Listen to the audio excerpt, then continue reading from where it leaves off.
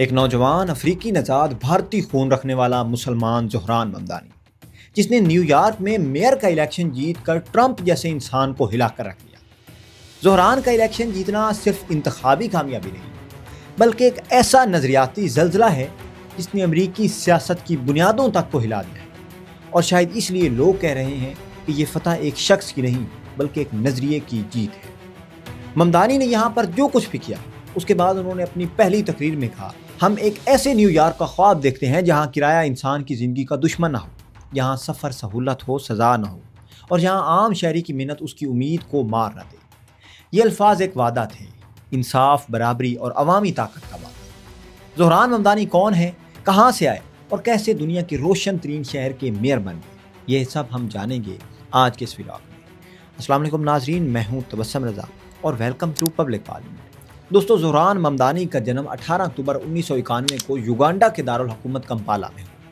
ان کے والد Mahmood Mamdani Colombia university کے پروفیسر ہیں، جو افریقی سیاست اور نو آبادیاتی نظام پر اپنے گہرے تجزیے کے لیے جانے جاتے ہیں، اور ان کی والدہ میرا نائر عالمی شہرت یافتہ فلم ساز ہیں، جنہوں نے مونسون ویڈنگ اور سلام بامبے جیسی فلمیں بنائیں۔ ان کا بچپن 3 برے اعظموں میں گزرا، افریقہ، ایشیا اور پھر امریکہ۔ وہ 7 برس کی عمر میں نیو یارک آئے، اور ایک عام تارے کے وطن خاندان کے بچے کی طرح، جو خواب تو بڑے دیکھتا ہے لیکن زندگی اسے روز نئی آزمائشوں سے گزارتی ہے۔ ممدانی نے نیو یارک کے عام پبلک اسکولوں میں تعلیم حاصل کی اور پھر بورڈوئن کالج سے افریکانہ اسٹڈیز میں ڈگری لے لی۔ ان کی ابتدائی زندگی میں معاشرتی انصاف، نسل پرستی کے خلاف آواز اور طبقاتی جدوجہد کا گہرا احساس ان کے مزاج کا حصہ بنتا ہے۔ سیاسی طور پر ان کا سفر ایک کارکن کے طور پر شروع ہوا۔ وہ کوئنز کے علاقے میں ہاؤسنگ کونسل کے طور پر کام کرتے رہے، جہاں ان کا واسطہ ان لوگوں سے پڑتا جو کرایہ نہ دے سکنے پر بے گھر کر دیے جا رہے تھے۔ یہی وہ جگہ تھی جہاں سے ان کے سیاسی شعور نے عملی رخ اختیار کیا۔ انہوں نے 2019 میں پہلی بار انتخابی میدان میں قدم رکھا، یعنی سیاست میں حصہ لیا، اور جون 2020 میں وہ نیو یارک اسٹیٹ اسمبلی کے 36ویں ضلع سے انتخابات جیت لیے۔ انہوں نے ایک طویل عرصے سے بیٹھے ہوئے امیدوار کو شکست دے کر۔ ان کی جیت اس وقت کے لیے ایک حیران کن تھی، کیونکہ وہ کسی بڑے سرمایہ دار گروہ کے سہارے نہیں تھے، بلکہ محنت کش طبقے اور نوجوان ووٹرز کے کندھوں پر سوار ہو کر جیتے تھے۔ وقت گزرتا گیا اور ممدانی کا نام ایک ایسے سیاستدان کے طور پر ابھرنے لگا جو نظام سے لڑنے سے ڈرتا نہیں تھا۔ 2024 کے آخر میں انہوں نے نیو یارک کے میئر شپ کے لیے الیکشن لڑنے کا اعلان کر دیا۔ انہوں نے فیصلہ کیا ہوا تھا۔ ان کے منشور کے 3 بڑے ستون تھے: رہائش، ٹرانزٹ اور مزدوروں کے حقوق۔ ان کی سب سے جاندار پالیسی جو تھی، اس کو رینٹ فریز کا نام دیا گیا، ایک ایسا قانون جو کرایہ داروں کو ہر سال بڑھتے کرایوں کے چنگل سے نجات دلاتا۔ اور دوسرا وعدہ تھا فیئر فری بسز کا، تاکہ شہر کے غریب شہریوں کے لیے نقل و حمل جو ہے وہ آسان ہو سکے۔ اور یہاں پر انہوں نے جو تیسرا نعرہ متعارف کرایا وہ تھا منیمم ویج $30 پر آور، یعنی کم از کم اجرت کو $30 فی گھنٹہ تک تو بڑھانا چاہیے نا۔ ان کے نزدیک شہری ترقی کا مطلب صرف عمارتیں کھڑی کرنا نہیں، بلکہ انسانوں کی زندگی کو بہتر بنانا تھا۔ انتخابات کے دن آتے گئے اور نیو یارک کے میڈیا نے انہیں ابتدا میں ایک آئیڈیلسٹ کینڈیڈیٹ، یعنی خوابوں میں جینے والا سیاستدان کہا، لیکن جب ووٹوں کی گنتی ختم ہوئی تو یہ خواب الٹ ہو چکا تھا، یہ خواب حقیقت بن چکا تھا۔ زہران ممدانی سابق گورنر اینڈریو کومو اور ریپبلکن امیدوار کرٹ سلوا دونوں کو شکست دے کر وہ کر دکھایا انہوں نے جو کسی نے سوچا بھی نہیں تھا۔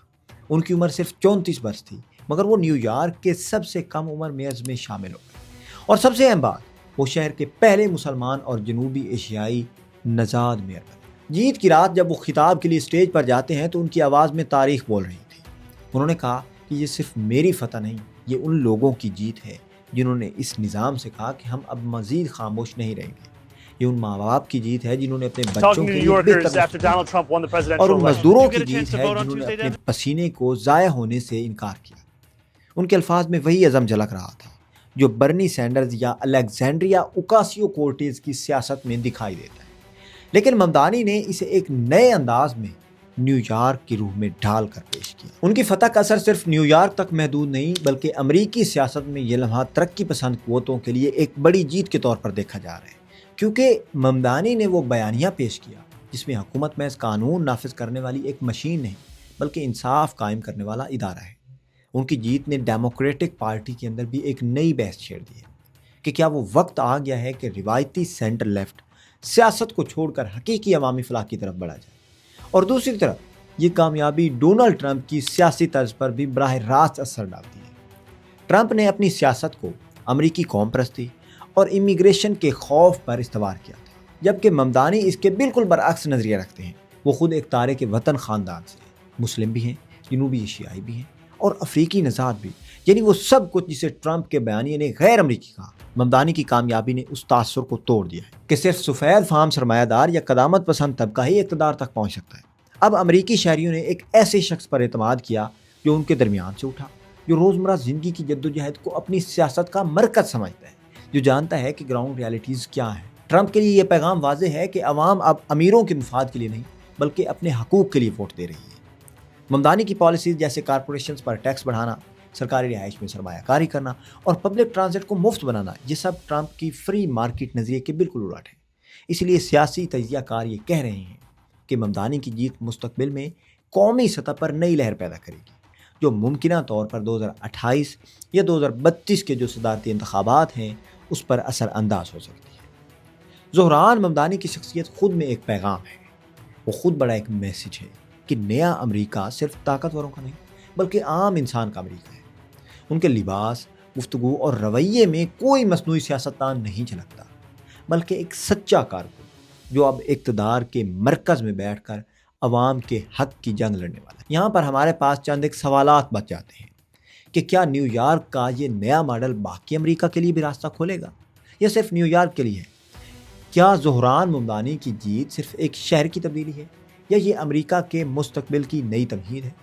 کیونکہ جب ایک عام تارک وطن کا بیٹا دنیا کے سب سے بڑے شہر کا میئر بن جائے تو یہ محض سیاست نہیں رہتی بلکہ تاریخ بن جاتی ہے۔ تو ناظرین، آج کی ہماری یہ ویڈیو تھی، اپنا خیال رکھیے گا، اللہ حافظ۔